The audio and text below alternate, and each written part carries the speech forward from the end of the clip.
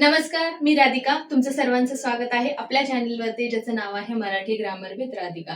तर मागच्या व्हिडिओमध्ये आपण बघितलं होतं की क्रियाविशेषण अव्यय म्हणजे काय आणि क्रियाविशेषण अव्ययाचे किती प्रकार असतात. तर आता पहिला प्रकार म्हणजेच काय, तर त्याची मुलं म्हटलं होतं. सो पहिला मोठा मुलगा असं समजूया की कालवाचक क्रियाविशेषण अव्यय. आता कालवाचक क्रियाविशेषण अव्यय म्हणजेच काय, तर त्याचं डेफिनेशन काय आहे?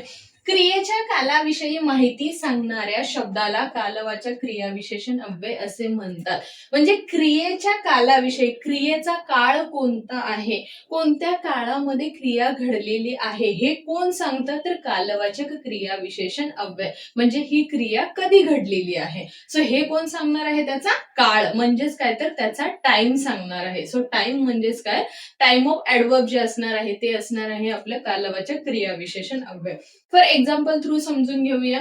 आई काल गावाला गेली. आता आई गावाला कधी गेलेली आहे, तर काल. म्हणजे कोणत्या काळाचा म्हणजे आपल्याला माहिती होते, कोणता काळ माहिती पडतोय, तर काल. म्हणजे त्यांची आई कधी गावाला गेली होती, तर काल. सो ह्याच्यामधलं क्रिया विशेषण अव्यय जे असणार आहे ते काय असणार आहे, काल. म्हणजेच काय, तर ज्या शब्दावरून आपल्याला समजतं की ही क्रिया कधी झालेली आहे, क्रिया होण्याची जी वेळ आहे, सो तिला काय म्हणतात, तर कालवाचक क्रियाविशेषण अव्यय.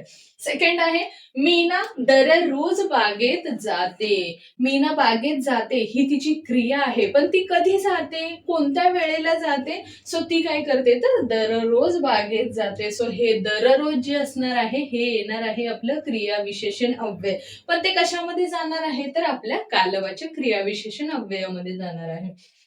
त्यानंतर थर्ड नंबर आहे, अभिजित सतत गाणं गुणगुणत असतो.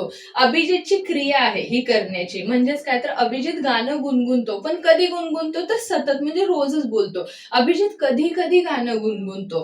तर हे जे आहे सतत, कधी कधी, हे काय आहे, ह्याच्यावरून आपल्याला कशाचं म्हणजे कशाची माहिती होते, तर टाइमची माहिती होते. म्हणजे त्या काळाची माहिती होते, क्रिया कधी घडते ह्याची माहिती होते. म्हणून ह्याचं काय येणार आहे, सतत. हे आपलं असणार आहे कालवाचक क्रियाविशेषण अव्यय. त्यानंतर फोर्थ नंबर आहे, विवेक पूर्वी सदरा घालत असे. तो सदरा घालायचा, कधी घालायचा, कोणत्या वेळेला घालत होता, तर तो पूर्वी, म्हणजे अगोदर तो सदरा घालत होता.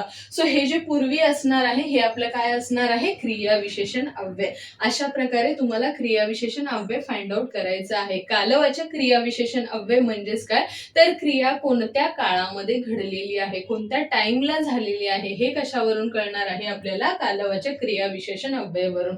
जर तुम्हाला असं सांगितलं, मोस्ट ऑफ असे कालवाचकचे वगैरे छोट्या मुलांसाठी येत नाही, डायरेक्ट त्यांना क्वेश्चन विचारलेले असतात की क्रियाविशेषण अव्यय ओळखा. पण क्रियाविशेषण अव्यय ओळखण्याची ही खूप सोपी पद्धत आहे. जर तुम्हाला काल, आज, परवा, पूर्वी, हे जे म्हणजे ज्याच्यावरून तुम्हाला त्या टाइमचं म्हणजे माहिती होणार आहे, ते आपलं जाणार आहे क्रियाविशेषण अव्ययमध्ये. आय होप तुम्हाला ही क्रियाविशेषण अव्यय व्यवस्थितपणे समजलं असेल. त्यानंतर आपण स्थलवाचक क्रियाविशेषण अव्ययचा जो पार्ट आहे तो नेक्स्ट व्हिडिओमध्ये घेणार आहे. तर भेटूया पुढच्या व्हिडिओमध्ये. तोपर्यंत असंच प्रेम करत राहा. व्हिडिओजला लाईक करा, शेअर करा, सबस्क्राईब करा आणि भेटूया परत. तोपर्यंत बाय बाय.